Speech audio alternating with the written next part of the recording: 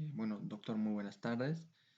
Mi tema de exposición es embarazo en altura. Bueno, vamos a pasar a comenzar con el tema, ¿no? Bueno, para empezar, eh, vamos a hablar del impacto de la altura en el embarazo y en el producto de la gestación.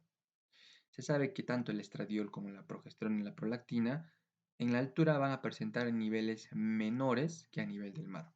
Caso contrario, en la hormona folículo estimulante, sus niveles serán más altos en la altura durante la perimenopausia. Y ahora, la hipoxia se asocia con la restricción del crecimiento intrauterino, ejerce un papel importante en la fisiopatología. Y bueno, aquí vamos a hablar un poco más al respecto.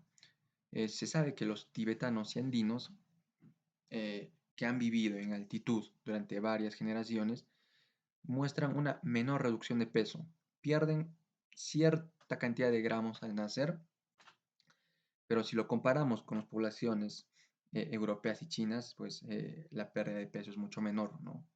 ¿Y a qué se debe, pues, esta pérdida de peso en la altura? Por una restricción en el crecimiento intrauterino. ¿Y cómo podemos explicarlo esto?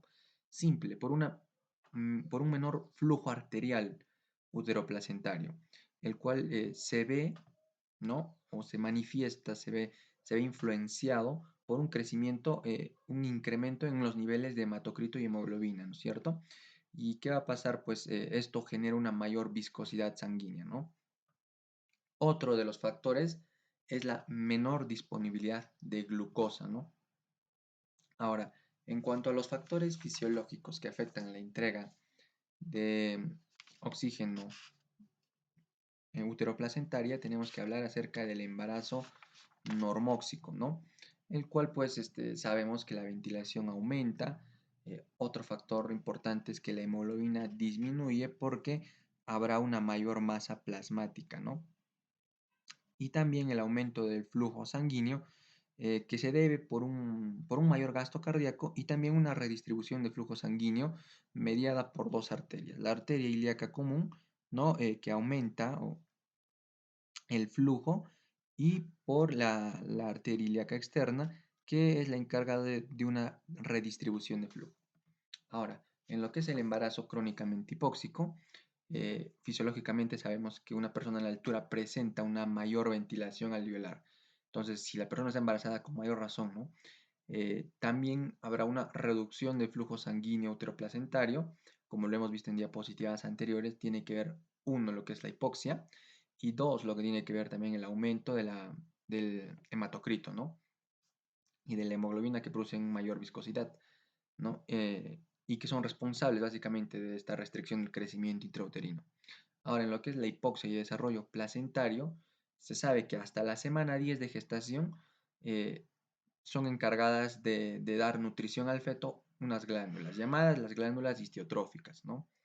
Ahora, durante varios estudios se ha visto que la hipoxia afecta a la organogénesis, y esto quiere decir que en la altura se presentarán casos de malformaciones congénitas con mayor frecuencia que a nivel del mar, ¿no? Por ello dice que la tasa de anomalías congénitas en poblaciones por encima de los 3.500 metros de altitud es 4 veces más alta que a nivel del mar. Ahora, la hipoxia y restricción del crecimiento fetal. Las tasas más altas de mortalidad fetal tardía, llámese pues mortalidad fetal tardía cuando la muerte se produce hasta el día 28, y la mortalidad neonatal ocurrieron en mujeres migrantes de zonas de baja altitud que tuvieron su embarazo en una altura de 3.800 metros. Ahora, hay más de 40 genes reguladores o regulados por el factor inductor de hipoxia. Y los efectos que estos causan, pues son: uno, que ya le hemos visto, que es la reducción del flujo sanguíneo uteroplacentario; dos, el daño endotelial; y tres, la vasoconstricción. Entonces, eh, y para finalizar esta diapositiva, tenemos esta tabla, ¿no? Es un estudio que se realizó acá en Perú, en Puno, básicamente, en el que se ve que las migrantes de zonas bajas menores a 3.000 metros, al embarazarse, pues se ve que la tasa de mortalidad fetal tardía por 1000 nacidos vivos es de un 51,2. Es mucho mayor, el valor es mucho mayor en comparado con las mujeres nativas embarazadas, ¿no? Que dieron a luz en altura. De igual manera, la tasa de mortalidad neonatal, de igual manera, presentan valores elevados en comparación con el resto, ¿no? Se demostró también un incremento en los niveles de la hemoglobina por encima de 13,5 gramos decilitro y esto reducirá pues el crecimiento fetal. Ahora, las malformaciones congénitas. Una de ellas es el labio leporino, ¿no? El labio leporino, microtia, el apéndice preauricular, como lo vemos aquí, síndrome de la banda de constricción congénita, persistencia del conducto arterioso, que básicamente no se va a cerrar producto de la hipoxemia que hay en la altura, ¿no? Ahora, la presión arterial y los trastornos hipertensivos del embarazo a gran altura. La presión arterial alta durante el embarazo se asocia con mayor riesgo de complicaciones,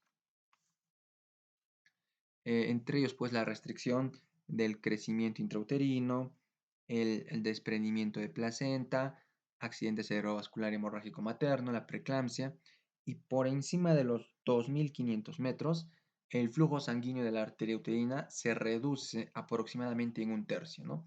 Y es por esto que el intercambio de oxígeno-nutrientes se va a reducir en las vellosidades coriónicas. Bien, en lo que son los trastornos hipertensivos del embarazo a gran altura, el trastorno hipertensivo del embarazo, o sea, la hipertensión en mujeres embarazadas, fueron el doble, ¿no? A gran altitud en comparación con los de baja altitud.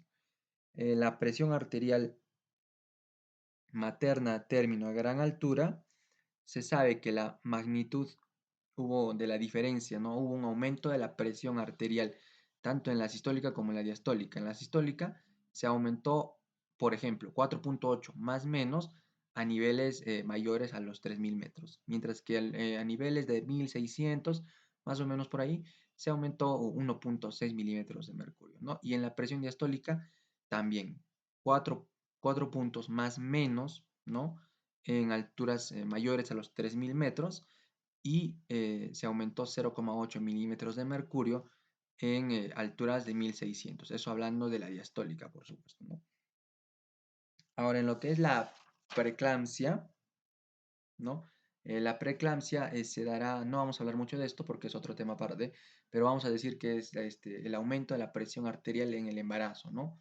Que se va a asociar con una proteinuria de más de 0,3 gramos en 24 horas. Y el riesgo va a aumentar en niveles con hemoglobina mayores a 14,5 gramos por decilitro. Y también según aumenta la altitud, ¿no?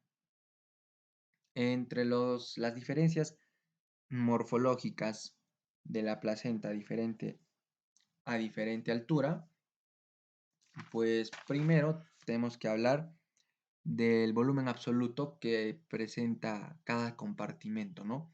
Y estos pues se va a ver una reducción significativa por el tamaño más pequeño que va a mostrar la placenta a gran altura. Y eso se ejemplifica aquí, ¿no? Podemos ver el volumen de las vellosidades del tallo, que serán pues mayores al nivel del mar, ¿no? Aquí tenemos los valores, 120 más menos 25 centímetros cúbicos.